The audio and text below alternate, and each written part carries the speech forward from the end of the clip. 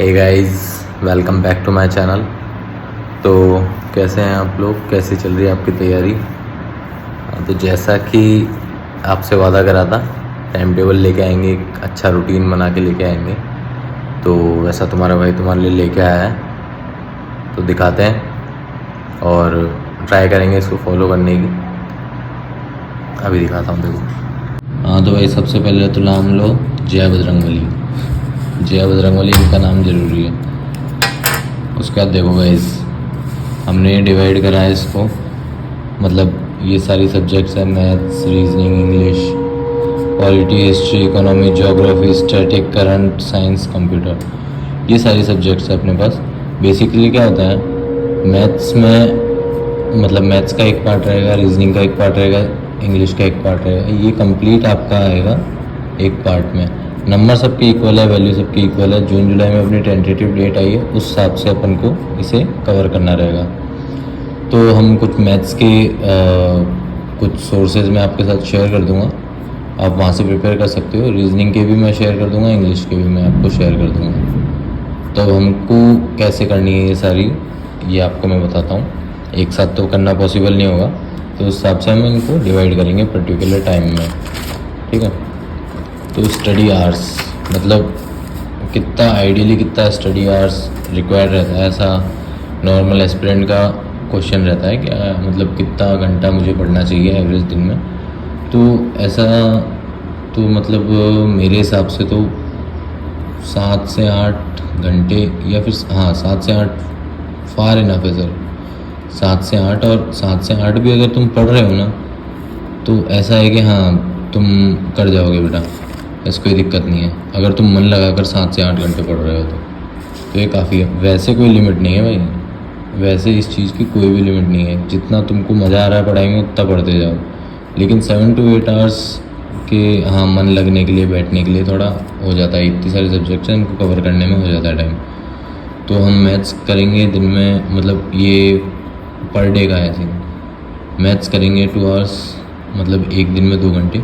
English को हम देंगे 1.5 आवर, और रीजनिंग को 45 से 1 आवर। मतलब अगर आपको आती है तो आप ये इसका सेक्शनल मॉक दे के प्रैक्टिस कर सकते हो, और अगर नहीं आती है तो इसका मैं आपको सोर्स शेयर कर दूंगा, वहाँ से आप इसकी प्रैक्टिस कर सकते हो, मतलब प्रिपेयर कर सकते हो इसको, रीजनिंग को भी अच्छे से, ठीक है। और अब ये जो पार्ट है ना, ये बच्चों को ऐसा डराता है बहुत ज़्यादा। तो इसके अंदर हम सेलेक्टिव चीज़ें करेंगे, जैसा हमको जो सही लगेगा। अब मेरे इंटरेस्ट के हिसाब से, जैसा मैं बताऊँ आपको, मैंने पहले स्टैटिक और हिस्ट्री उठाई है, तो मैं स्टैटिक हिस्ट्री मतलब पहले करेंगे। उसके बाद अगला मैं आपको बताता हूँ अगली कौन सी सब्जेक्ट उठाएंगे। मैंने ये उठाई है, आप कोई सी भी उठा सकते हो, polity, science, economic, current, geography, computer, जो आपको सही लगे। तो आप समझ गए इसमें क्या करना है। तो ये तो बहुत कम टाइम बताया, कितना हो गया, 2 2 4 5, मतलब ऐसा हो गया ये 5-6 घंटे के आसपास है। तो आप इसको अपने हिसाब से आप ऊपर नीचे कर सकते हो, 7 to 8 आवर्स। अगर ये आपने पहले कर रखी है तैयारी, कुछ पढ़ रखा है, तो उस हिसाब से है। बाकी आप प्रैक्टिस में जितना टाइम दो उतना कम है, ठीक है। अब अगला क्वेश्चन आता है कि मॉक कैसे देने हैं, कब देने हैं, क्या देने हैं। तो जब आपका 40 to 60% सिलेबस कंप्लीट हो जाए तो आप फुल मॉक देना स्टार्ट कर दो। और चैप्टर वाइज मॉक जो आपको देने हो, तो चैप्टर वाइज मॉक ऐसे दे सकते हो आप। कोई जैसे प्रैक्टिस है, प्रैक्टिस करने के लिए, जैसे मैथ्स में परसेंटेज हो गया आपका, तो परसेंटेज चैप्टर का कि हाँ भाई कितना आता है कितना नहीं आता, वो चेक करने के लिए आप मॉक दे सकते हो चैप्टर वाइज। और जो आपको फुल मॉक है वो 40 to 60% सिलेबस जब आपका कंप्लीट हो जाए उसके बाद ही देना है आपको। और एनालाइज, तो ये तो आपको सेम डे ही करना है ब्रो, मतलब सेम डे। जैसे आप सुबह दे लो चाहे से पेपर, तो शाम तक कर लो उसको, मतलब जब भी आपको टाइम मिले उसमें। और मॉक में ये एनालिसिस में चाहे से पेपर से ज़्यादा टाइम लग जाए उसमें कोई दिक्कत नहीं है, बट यही आपके स्कोर बढ़वाएगा, ये जो है आपकी कमियां बताएगा, और आपका स्कोर जो है वो यही बढ़ाएगा।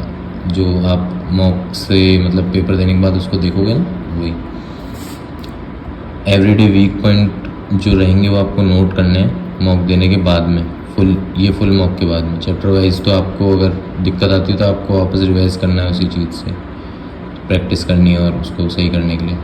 वीक पॉइंट्स आपको ये फुल मॉक दोगे जो उसमें मिलेंगे, तो आपको ये अपने नोट करने डेली बेसिस पे, और ज़्यादा पैनिक नहीं होना है। सबसे पहली बात, अगर आपको स्ट्रेस हो रहा है बहुत ज़्यादा तो आप ऐसा पैनिक नहीं होंगे कि क्या होगा नंबर वगैरह, इसमें कोई दिक्कत नहीं है। हो जाता है, स्कोर बढ़ जाता है, ऐसी कोई दिक्कत वाली बात नहीं है। पढ़ोगे तो क्यों नहीं बढ़ेगा भाई, खुद पे भरोसा रखो सबसे ज़्यादा, और स्टेप बाय स्टेप इम्प्रूवमेंट होगा आपका, चिंता नहीं करो, भाई है तुम्हारे साथ, ठीक है। और हाँ, तो गाइस रही बात सोर्स की, कहाँ से क्या करना है, तो बुक्स के लिए मैं आपको बता देता हूँ। बुक्स में जैसा मैथ्स के लिए रिवीजन के लिए, मैथ्स के रिवीजन के लिए मैंने रिवीजन और फार्मूलाज के लिए, मतलब ऐसा पढ़ाई के साथ साथ एक बुक के लिए गाइडेंस के लिए, वो ये फार्मूला बुक है मैथ्स की। बाकी क्लासेस जो है वो यूट्यूब पे ही लाइव लेते हैं सर, बाकी प्लेलिस्ट है वहाँ पे मैं आपका लिंक जो है वो डिस्क्रिप्शन में ऐड कर दूँगा, वहाँ से वो ज्वाइन कर सकते हो सर की क्लासेस। और इंग्लिश के लिए वोकैब संजीवनी, इसका भी ऐसा है कि इसकी भी यूट्यूब की वो मिल जाएगी आपको प्लेलिस्ट, मैं उनकी क्लास का भी लिंक आपके लिए ऐड कर दूंगा उसके अंदर, तो आप अपने हिसाब से टाइम निकाल के वो पढ़ सकते हैं जब मर्जी हो। जब रीजनिंग की भी मिल जाएगी आपको, और जीके के लिए मैं भी अभी ढूंढ रहा हूँ, मतलब जीके में जहाँ तक है नॉर्मल बुक से वगैरह देखूँगा, लूसेंट या एनसीईआरटी, और एनसीईआरटी भी नहीं तो यूट्यूब पे कोई भी एक पर्टिकुलर टीचर फॉलो कर सकते हो आप। और लेकिन ऐसा है कि यहाँ पे फिर अगर उसको फॉलो कर रहे हो तो एक पे ही टिके रहना गाइस, क्योंकि टीचर जीके में पहले बेस बनाते हैं, उसके बाद में फिर आगे की बातें होती है। फटाक से टीचर चेंज कर लोगे तो कुछ भी ऐसा नहीं पड़ेगा बल्ले, समझे। तो आप परमार सर को ज्वाइन कर सकते हैं, या फिर